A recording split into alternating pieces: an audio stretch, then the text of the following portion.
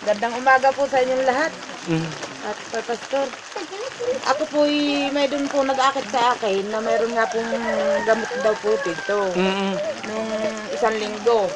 Ay ako po nagsubok, naabot ko pa din po yung inyong ng gamot.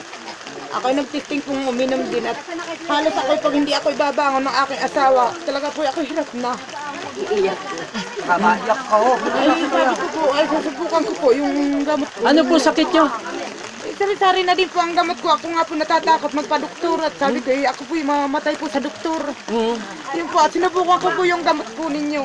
Sa awa po ng Diyos, yung binili po namin sa iyo ng dalawa, saka bukod po yung pinahingi po ninyong dalawa.